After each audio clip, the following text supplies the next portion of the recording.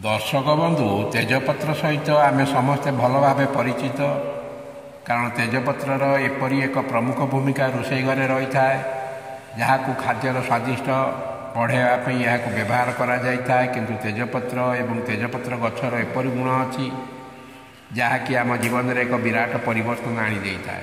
वीडियोटी को आरंभ करने पूर्व कही रखी कि दर्शक बंधु जदि आप एपर्यंत मोर चैनल को सब्सक्राइब करना तेरे दयाकोरी चैनल को सब्सक्राइब कर दिंतु पाखे बेल आइकन को क्लिक कर दिंतु फल मुझे अपलोड कर समस्त शिक्षणीय वीडियोर नोटिफिकेशन आपण सर्वप्रथमे पाइपर और वीडियोटी भल लगे लाइक शेयर कमेंट निश्चय करेंगे।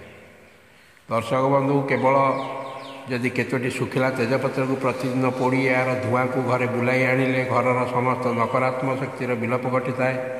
आपण घर को सफा करने घर को झाड़ू करते किंतु आमे कौन घर को थरे मात्र झाड़ू करदे घर सफा हो जाए जिते थर घर अपरिष्कार होता है आमे बारंबार घर को झाड़ू मारी सफा करने को पड़ी था। सेहीपरि किछि दिन अंतर केतोटी तेजपत्र को पोड़ी घरे यार धूआ को देउतिले घरे नकारात्मक शक्ति उत्पन्न हो न था। दर्शक बंधु जदि घरे नकारात्मक शक्ति रही था तेबे से घरे शांति रही न था।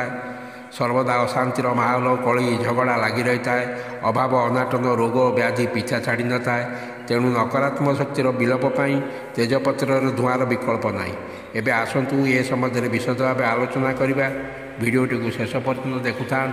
दर्शक बंधु जदि आपणकर घर कैंपस मध्य गोटे तेजपत्र गछ थाए तेबे से घर मध्य को नकारात्मक ऊर्जा प्रवेश कर न था एवं यह केवल जे नेगेटिव एनर्जी को दूर करें नुहे घर को धनर आगमन करें। तेणु निजर बाड़ी बगीचारे तेजपत्र गछटी निश्चय लगातु। यार पत्र को आप व्यवहार करने समस्त प्रकार वास्तुदोष को खंडन करता है।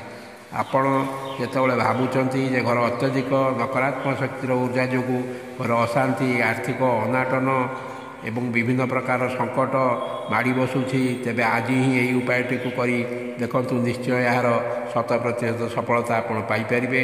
आपण प्रथमे 5टी सुखिला तेजपत्र नियंतु 5टी गोलमरीच नियंतु।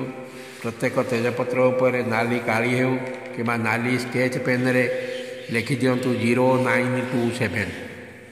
आपण जो भाषा जानते ओडिया इंग्लिश तेलुगु आपण भाषा रे आपण 0927 0927 आपण प्रत्येक तेजपत्र गोटे फाड़े आपण यही नंबर टी लिखि दिंतु। तापर या गोटे पात्र यही तेजपत्र 5टी एवं 5टी गोलमरीच को गोटे पात्र रखी या जलाई दिंतु एवं एथरू बाहरी धूआ को आपणकर जेतोटी रूम अच्छी से रूम रे बुलाई आणतु।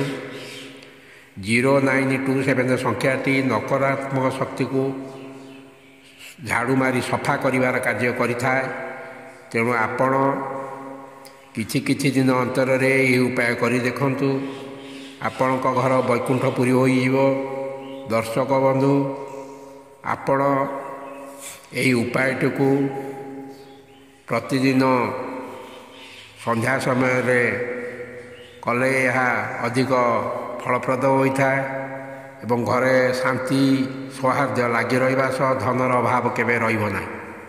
दर्शक बंधु यदि वीडियोटी आपण को पसंद होता है तेबे मोर चैनल को सब्सक्राइब करेंगे। वीडियोटी गोटे लाइक करेंगे। रोचे धन्यवाद। नमस्कार।